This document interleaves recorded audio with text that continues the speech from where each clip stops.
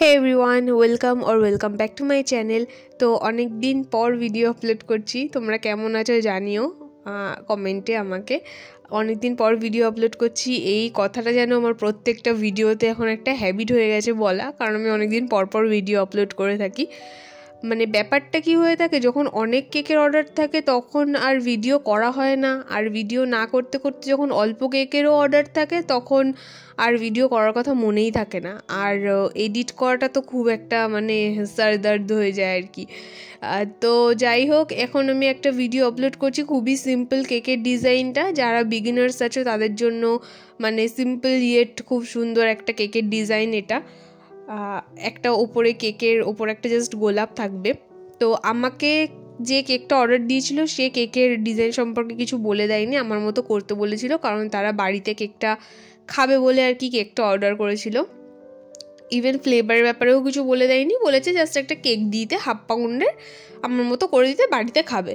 তো আমি আর কি এখানে স্পঞ্জটা বাটারস্কচ করেছি, এই কেকের স্পঞ্জটা, আর ফিলিংয়ে বাটারস্কচের কিছু ইউজ করিনি। যাই হোক, বাটারস্কচ ফ্লেভারটা যেহেতু খুব ভালো লাগে তাই স্পঞ্জটা বাটারস্কচ করেছি। তো এখানে দেখতেই পাচ্ছ আমি কেকের যে ভিডিওটা আপলোড করছি এখন, প্রত্যেকটা জিনিস খুবই নর্মাল স্পিডে রেখেছি। অনেক সময় কি হয়, যখন আমরা শর্টসে ভিডিও আপলোড করি তখন আমাদের স্পিডটা ভিডিওর বাড়িয়ে দিতে হয়, কারণ নইলে ওই 1 মিনিটের মধ্যে ভিডিওটা কমপ্লিট করা পসিবল হয় না। তো এখানে যেহেতু আমি বড় আর কি ভিডিওটা বড় সেকশনে আপলোড করছি, যেখানে ভিডিও সেকশনে আপলোড করছি, তাই জন্য এখানে আমি স্পিডটা নর্মালি রেখেছি। তো যারা টেকনিক বুঝতে চাও তারা এখানে দেখে বুঝতে পারবে যে আমি কীরকমভাবে কেকটাকে তৈরি করছি। তো হোয়াইট কালারের ক্রিম দিয়েই কভার করছি কেকটাকে কেকটাকে আমি কীভাবে একটার পর একটা স্টেপ করলাম দেখতেই পাচ্ছ। হোয়াইট ক্রিম দিয়ে কভার করব, কারণ তাদের কোনো ডিমান্ড ছিল না ডিজাইন নিয়ে। আর যেহেতু আমি কালার খুব একটা ইউজ করা প্রেফার করি না, যতই ফুড কালার হোক, যতই দামি কালার হোক, যাই হোক, আর্টিফিশিয়াল কালার তো ওই জন্য সাধারণত আমি কালার খুব একটা ইউজ করতে চাই না, যেহেতু খুব বেশি কালার খাওয়া ভালো না, সেই যতই ফুড কালার হোক না কেন। তো এখানে দেখো হোয়াইট কালারের ক্রিম দিয়ে পুরোটা আমি কভার করব। ইভেন ফিনিশিংও আমি খুব একটা দেইনি, যেহেতু বাড়িতে খাবে বলেছে, ঠিক আছে, মানে ফাঁকি মারার একটা সুযোগ পেয়েছি, আর যেইভাবে সেইভাবে ফাঁকি মেরেছি আর কি। তো এখানে হোয়াইট কালার ক্রিম দিয়ে কভার করছি, আর এখানে হোয়াইট বোর্ডের ওপর আমি করছি। সাধারণত হোয়াইট বোর্ডের ওপর আমি কেক সার্ভ করি না, যেহেতু এটার প্রাইসটা একটু বেশি হয়, কেউ বললে তখন আমি হোয়াইট বোর্ডের ওপর কেকটা দেই এবং এক্সট্রা চার্জেস নিয়ে নিই।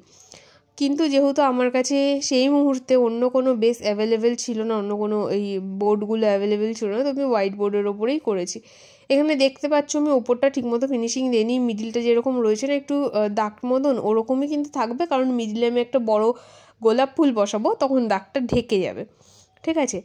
এবার আমি একটা ভায়োলেট কালারের বড় একটা গোলাপ ফুল বসিয়ে দিয়েছি ওপরে। তো এই গোলাপ ফুলের টিউটোরিয়াল অলরেডি আমার চ্যানেলে রয়েছে, যারা দেখোনি বা যদি কেউ চাও যে আমি আরও একটা টিউটোরিয়াল দিই গোলাপ বানানোর, তো অবশ্যই আমাকে কমেন্ট করো, আমি চেষ্টা করব আরেকটা গোলাপ ফুল কিভাবে আমি বানাই সেটাকে আরেকটা ভিডিও দেওয়ার আর কি। আর এখানে দেখো আমি পাইপিং ব্যাগটা জাস্ট ভি আকৃতির মতন কেটে পাতাগুলো দিয়ে দিয়েছি, কিন্তু পাইপিং ব্যাগটা পুরো আমার ক্যামেরাটাকে গার্ড করে নিচ্ছে, সেটা আমি বুঝতে পারিনি, এডিটের সময় বুঝেছি। তো এই হচ্ছে গিয়ে আমার কেকের ফুল লুক। অবশ্যই জানিও কেকের ডিজাইনটা কেমন লাগলো, আর ভালো লাগলে প্লিজ চ্যানেলটাকে সাবস্ক্রাইব করে দিও।